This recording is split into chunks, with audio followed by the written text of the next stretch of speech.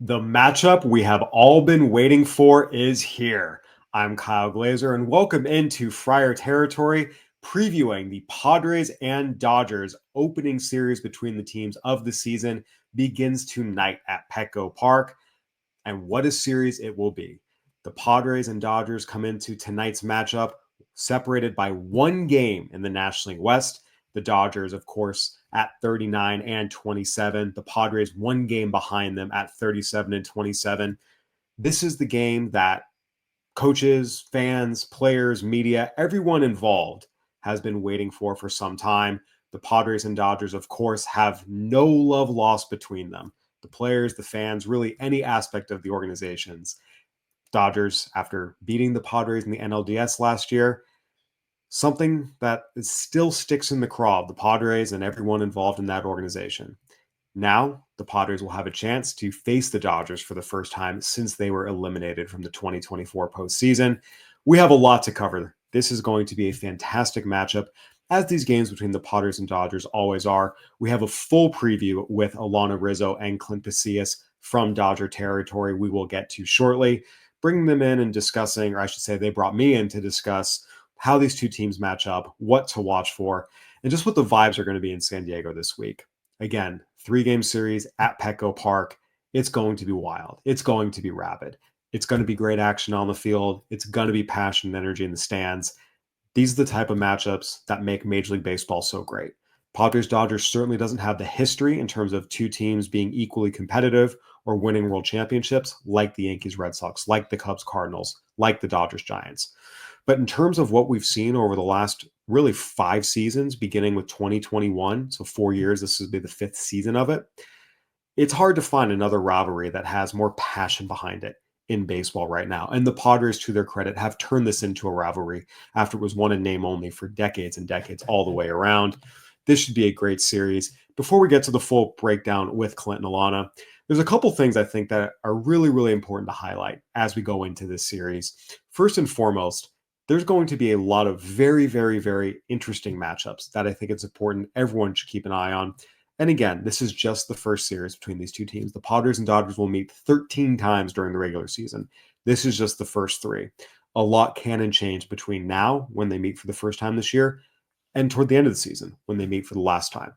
Nonetheless, it's always good to get a nice start against your rivals get off to a nice start against your rivals, I should say, especially with first place potentially on the line in the division after this 3-game set. First and foremost, strength on strength. The Dodgers enter the series leading the National League in runs scored. The Padres are 3rd in the National League in ERA. Padres, of course, lead the majors with 12 shutouts. This is going to be fun. The Padres are throwing their best healthy starters in the series. Nick Pivetta gets the opener. Dylan Cease gets game 2. Randy Vasquez finishes the series off against the Dodgers offense that is fully functioning and healthy. Shohei Ohtani, Mookie Betts, Freddie Freeman. Oh, by the way, Teoscar Hernandez and Will Smith are having great years as well. This is what baseball is all about. This is where the matchups are just so fun to watch. Best on best, see who comes out on top. And then on the other side, you have 2 units that are struggling. The Padres are 11th in the National League in runs scored, and over the last 3 weeks, they are bottom 3 in the major leagues in runs, average, on-base, and slugging percentages. The Padres are averaging less than 3 runs per game over the last 3 weeks. Like I said, overall, they're 11th in the National League in runs scored. The Dodgers pitching staff has 14 pitchers currently on the injured list. They are 11th in the National League in ERA. So we've talked about this. You have a strength-on-strength matchup with the Padres pitching staff and the Dodgers offense, and you have a weakness matchup with the Padres offense against the Dodgers pitching staff. I mentioned the Padres are throwing their best arms this series. The Dodgers are not. Dustin May gets the opener, TBA on Tuesday, Justin Robleski on Wednesday. The Padres are missing Yoshinobu Yamamoto. So this will be very, very interesting to see which of these 2 units, again, a Padres offense that is struggling, and the Dodgers pitching staff that is very, very, very injured right now. Who gets the best of whom? The other thing to keep an eye on this series that I think will be really, really interesting to watch is the Padres are 20 and 10 at home this year. We've talked about Petco Park being this ruckus, amazing home field advantage. The Dodgers are 16-16 on the road. They have been a 500 team away from Dodger Stadium this year. So the fact that the first meetings between these two teams is coming at Petco Park with the Padres on turn in the rotation for a lot of their best starters, the Dodgers not on turn in the rotation for a lot of their best starters. This is going to be a very, very fun, interesting series. You can see it going either way. You can see the Dodgers taking 203, the Padres taking 203. I'd be surprised if either team sweeps the other, but you never know. That's why they play the games. Nonetheless, this is going to be a very, very, very fun and entertaining series, as this always is, with a lot of passion, with a lot of emotion. We'll probably see some players chirping. We'll certainly see fans going at each other on social media. Would not shock me if at any point we see a dramatic game-ending catch or a walk-off hit, or who knows, a triple play to end the game, as we saw last year with the Padres. There's always great drama with these two teams. It's a great matchup on the field. This is what baseball is all about. We have a lot more to touch on. We have a full preview with Clint Pasillas and Alanna Rizzo of Dodger Territory. We're going to hear a quick word from our sponsors and jump right into it. If you're one of those on-the-go people or you're skipping meals but you don't want to, there's got to be a quicker solution. We've got one for you. It's called Huel. I'm going to take a swig. Cheers to Huel. This is the Black Edition, plant-based as well. Good for me. But what do you like about it? I like the nutrition of it, and the replacement meal is great for me. If someone always on the go, like, man, I can just grab one of these out of my fridge, lunch, breakfast, whatever it takes, whatever meal I'm not going to have time to eat. It fills me up, and it tastes great. You know why? Because it tastes like milkshake, ice cream, whatever you want to call it, whatever flavor you get is delicious. 35 grams of protein, 6 grams of fiber, 27 vitamins and minerals, low sugar. You can get yourself 15% off plus a free gift for new customers using the exclusive FT code FOUL, F-O-U-L, at Huel.com/FOUL. Please see our description for terms and conditions. Skip the stress, not the nutrition. Try Huel today for complete nutrition, bottled. Kyle Glazer, kind enough to join us on Dodgers Territory. You can also see him, of course, on Friar's Territory. Does a great job covering the San Diego Padres, in addition to all 30 teams. Been in the game a long time. Kyle, finally, we get to see the Padres. The Padres get to see the Dodgers, too, for the first time this season. Can't believe it took until June 9th to get it done, but here we are. And right now, it's kind of two mediocre offenses. We know they're better than they're playing right now. What's the one thing you're looking most forward to? Yeah, I think the number one thing I'm looking most forward to this series, first and foremost, is just the excitement that always comes with Padres-Dodgers. There's been no shortage of great games, dramatic finishes, benches clearing incidents. This is the kind of rivalry that has really, really, really been one of the best in baseball in recent years. It's the type of rivalry that the coaches look forward to, the players look forward to, the front offices look forward to, the media looks forward to. So it should be a fantastic series all around. It always is when these two teams meet. I think what I'm going to be watching for most closely is the Dodgers offense has been struggling a little bit recently, but look, they're still top 3 in the majors in virtually every category. And the Padres pitching staff has been the consistent strength of this team throughout the season. They're top 10 in the majors in pretty much every category as well. So that's going to be a fun matchup of strength on strength, the Padres pitching staff versus the Dodgers offense. Yeah, when I was kind of doing some research, because obviously if you haven't seen the teams, you haven't seen your opponent all year long, which is very weird, again, for us to be in June and seeing the Padres for the first time. It's definitely a weird-looking team right now. Like, the slug doesn't seem to be a part of the game on offense. The pitching has been incredible. Nick Pivetta, one of the best signings of the offseason. Of course, A.J. Preller finds a way to do some stuff. What would you say the kind of biggest issue is offensively for this team? Because the Dodgers right now we know they're just on a cold streak. Like, the bats, nobody wants to work together apparently. But when I'm looking at the Padres, I'm seeing Luis Arias not being the same. Of course, Fernando Tatis, recent struggles mixed in there. They need a left fielder, as apparently the Dodgers do as well. What's your opinion of the San Diego offense? Yeah, so really we knew this coming into the season that this was a very, very top-heavy lineup. When you looked at Fernando Tatis Jr., Luis Arias, Manny Machado, Jackson Merrill, and also you throw Jake Cronenworth in there, you knew that they really needed all of these guys to perform to the best of their ability because there's not a lot at the bottom of the order. There's not a lot of depth. And what's happened is Machado has been great pretty much all season. Merrill's been great when he's been healthy pretty much all season. But Fernando Tatis Jr. went into the worst slump of his career last month. May was the worst month of his career. Looked like he was starting to come out of it. Then he fell backward. He had a day off on Saturday against the Brewers. We'll see if that helps him reset. But Xander Bogaerts has not hit at all. The bottom of the order has struggled. Gavin Sheets was a great find. He had a really, really strong start to the year. He started to slump a little bit. So the Padres just don't have the personnel to really overcome two or three of their core guys slumping at the same time. They don't have that kind of depth. And that's what's been happening. Over the last 3 weeks, the Padres are averaging less than 3 runs per game. They're bottom 3 in the majors in runs, batting average, on-base percentage, slugging percentage.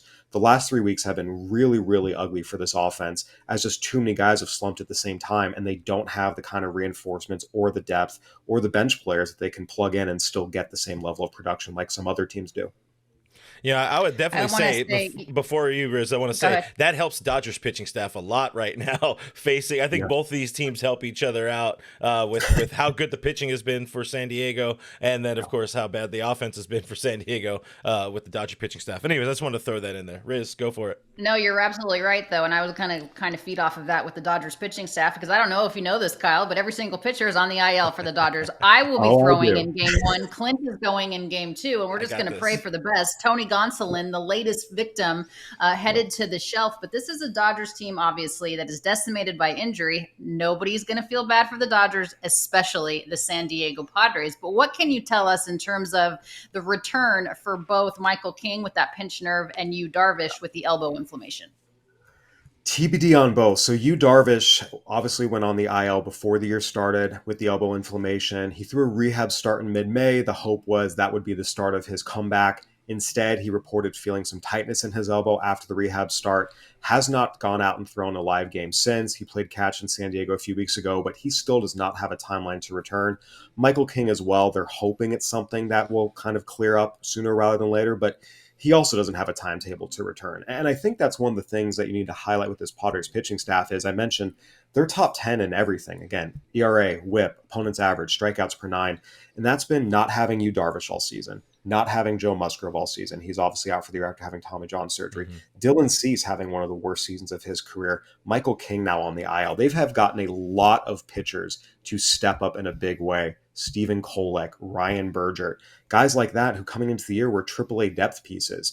And it's been really interesting because you look at the Dodgers, they've obviously had so many pitching injuries as well, 14 guys on the IL. And if you look at it at fairest points, you'd say it was 3 of their 5 best starters and 5 of their 6 best relievers. But the guys they've called upon to, step up, Landon Knack, Justin Robleski, Gonsolin obviously was, in the starting rotation, but he did not pitch well. These guys are all talented, and you expect more from them. The Padres have gotten more from their kind of depth call-up types than the Dodgers have in terms of pitching this year, and it's been a really interesting development. Kyle, do you think the Padres look at the Dodgers as, not necessarily a legitimate threat? I think we tend to think as fans that the Dodgers are the big brother and the Padres are the little brother. I don't know that that's really the case anymore, especially the last 2 postseasons. How do you think the Padres as a club view this Dodgers team this year? There's definitely been a shift in the mindset. I wrote about this a lot covering this rivalry. In the 2010s, the Dodgers won the series against the Padres 118-61. This was a rivalry in name only. It was just an annual shellacking. 2020, they met in the postseason, but really the Dodgers were in control of that entire shortened season, and they swept the Padres. Starting in 2021, beginning with that 12-inning game, the crazy game where Joe Musgrove was in left field, Jake Cronenworth was on the mound, David Price was in the batter's box, when the Padres went toe-to-toe with the Dodgers. Since then, this has become a rivalry where the Dodgers no longer are kind of the big brother that the Padres are playing in the shadow of. The Padres feel like they can compete with the Dodgers game in and game out. And while the Dodgers have the edge in terms of wins and losses since the start of the 2021 season, I mean, I don't need to tell you guys how many games have been so close and so compelling and so tight and coming down to the last batter, the last inning, are great plays that are ending games. The Padres definitely don't fear the Dodgers. They certainly get up to play the Dodgers, and they're excited to play the Dodgers. But there used to be a sense of, oh yeah, the Dodgers are the big dogs, and we're just going to try and take what we can and hope not to get, our butts kicked like they so often were. Since 2021, it's been, no, we feel like we can play with them, we can compete with them. And we've seen that in the quality of the games. They've been toe-to-toe. It's really been some of the best baseball in the last 5 seasons.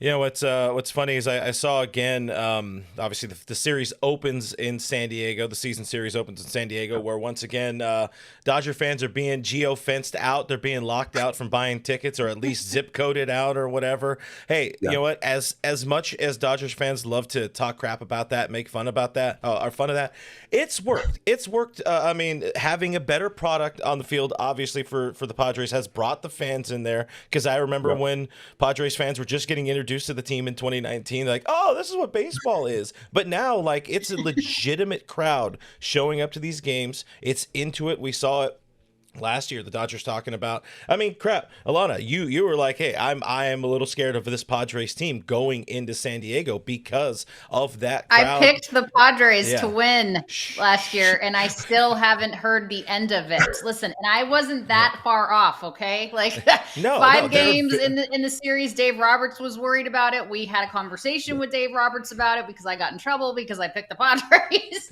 So listen, I this is a much better team. This is not your grandfather's Padres anymore, guys. Now, so to No. my question about it, Kyle, it's like, how much does that crowd now really feed into how well the Padres play on the field? It's huge. One of the things about this Padres team over the last few years, and a big part of this is Manny Machado and Fernando Tatis Jr. being kind of the leaders. This is a Padres team that very much feeds off emotion and rides the emotional wave. And Petco Park has become one of the best home field advantages in baseball in recent years. And look, I don't need to tell you guys, there was a long time that wasn't the case. It was more, hey, it's a nice park downtown, nice day. Let's go get a beer and a hot dog and watch a ball game. Whatever happens, happens. There was no expectation the Padres would win, and the seats were often half filled. Since 2021, since everything reopened post-pandemic, Petco Park has been a madhouse. They sell out, again, day, night, school year, not summer, rain, shine, doesn't matter. And it's not like they're just in the seats on their phones, kind of a corporate atmosphere like you get in Boston sometimes. They are rabid. They are going crazy. Petco Park has become one of the best home field advantages in baseball. And there's no question the Padres, their character, the team they are, how they're built, they feed off that. And it makes it very, very, very difficult for teams to come in there and beat them. Yeah, it's not so much a hot dog for me. It's more tin fish right next to the ballpark. Petco's one of my It favorite closed. parks in I'm the so crowds. sad. No, it did not It close. closed. You're kidding me. I am Oh. so sad. Some Was of the I best the fish only one tacos eating the there. clam strips? What the hell? Yeah, no, I Man, loved that bums me their out. fish tacos. I was so sad when they closed. Broke my heart. Oh, that bums me out. It tells you how long it's been since I've been to Petco. It is a great park, though. And I love the fact that the fans are into it. It's great. I love it. I love it for the game. I love it for the rivalry. Let me ask you this, Kyle, because we know that the Dodgers are good. We know that the Padres are good. We know that the Mets are really good, too. Are the Padres-Dodgers, is this a playoff preview for you? Potentially. Look, the Padres offense is going to have to be better than they've been. They have the pitching to remain competitive throughout the entire season, especially if Darvish comes back, when Michael King comes back. The offense, though, we knew this was a concern coming in. They were able to exceed expectations early, but now that we've gotten more into the season, they're coming down to a level that is really concerning. As I mentioned, when you're bottom three in the majors in every category over a 3-week stretch, and you've had a lot of stretches this year, you're averaging 2+ runs a game. You can't quite get to 3 runs per game. That's concerning. So the Padres are going to have to add to really solidify themselves as a postseason caliber team as we get into the dog days of summer. And look, the Dodgers, that they're going to be there at the end of the year. But I do want to mention that with 14 pitchers on the IL, this is a team that is now bottom 10 in the majors in ERA. They've gotten the second fewest innings from their starters in the major leagues, and they're surrounded by the Marlins, Rockies, and White Sox. That's not a group you want to be around. That isn't sustainable either. And I think just waiting for the guys to get healthy and thinking everything will be okay when that happens, it's risky because there's always risk they come back, they get hurt again, or things aren't okay. They really need to try and fix this now and get more from the pitchers they have on the mound today so that they can feel better about it moving forward. Well, we got Dodgers Padres 7 times in the next 11 days. It took 3 months to get here, but my Yes. God, they're really cramming it in there. What do you think we learn over the next 11 days about these two teams? I think we learn if the Padres pitching staff is able to handle one of the best offenses in baseball. As I mentioned, the Dodgers have struggled a little bit recently, but they're still top 2-3 in every category: hits, runs, average, on base percentage, slugging percentage. This is the best offense the Padres will have faced. They did face the Yankees for 3 games in New York, but the Dodgers 7 times, 11 games. It's going to be a really good test for them. And really, we're going to find out if this Padres lineup, which is struggling, if they can't hit a Dodgers staff that is very, very injured right now. And look, it's going to be Dustin May, TBA, and Justin Robleski. It's not like they're facing Yamamoto in there. Padres can't even do anything against a Dodgers pitching staff in this current state offensively. It's going to be just another red flag and what has been a series of mounting red flags about this offense. I think from the Padres perspective, that's going to be the biggest thing to watch, is how this offense fares against this Dodgers pitching staff, given who the Dodgers are starting and the state of their staff as it's currently constructed. My goodness, Dustin May, TBA, Justin Robleski. That's exactly what I would have, drawn up for our first series against the San Diego Padres beginning on June 9th. Kyle Glazer, always a plethora of information. We appreciate you so much. And guys, don't forget, you can catch Kyle, Heath Bell, and Mike Cameron as hosts of Friar Territory on YouTube and wherever you get your podcasts. Kyle, thanks for taking a couple minutes to preview the series. We appreciate it very much. We'll talk soon. My pleasure. Anytime, guys. Thanks, Kyle. I just want to say, before Arena Club, if you were trying to very actively buy, sell, trade, it was very complicated and used a lot of mail that was unnecessary. Yeah, I didn't even know how to do it, but I'm glad we have Arena Club now because it's a one-stop shop for everything card related. It is. And right now, you can get 20% off your first slab pack or your first card purchase by going to arenaclub.com/FOUL. Use code FOUL. If you're a collector, you've got to check out Arena Club. Go get after it. All right. Welcome back to Friar Territory here on the Foul Territory Network. I'm Kyle Glazer. Once again, thanks to Alanna, Rizzo, and Clint Pasillas for having me on to preview the upcoming series between the Padres and the Dodgers. They do great work over there at Dodger Territory. I encourage everyone to watch. Yes, I know Padres and Dodgers are rivals, but at the end of the day, it's important to keep tabs on what's happening in the teams in your division. We all know the Dodgers are the kings of the NL West. They're the team the Padres, and everyone else are chasing. And look, these teams have met 3 times in the last 5 postseasons. There's a very real chance they'll meet in the postseason again. So make sure and check them out at Dodger Territory. They're great friends in the show, and they do great work over there. In the meantime, we will have full wall-to-wall coverage of this series between the Padres and Dodgers. Mike Cameron will be joining me. Heath Bell will be joining me. We're going to have everything you could ever want to know and more about all the games coming up. Once again, this is one of the best rivalries in baseball. We will be covering it to the nines here at Friar Territory. Now is a great time to subscribe here on YouTube. Go ahead, again, give us a like, review, let us know what you think in the comments. Reach out to me on Twitter at Kyle Glazer. We love talking baseball. This is a great week to get started doing it with us because we all know Padres-Dodgers right now is one of the best rivalries in baseball. We will see if there's more excitement to come. I have a feeling there certainly will be, whether it's great plays, whether it's big home runs, whether it's walk-offs, whether it's a benches clearing incident. There seems to be at least 1 or 2 of those every year whenever these two teams meet.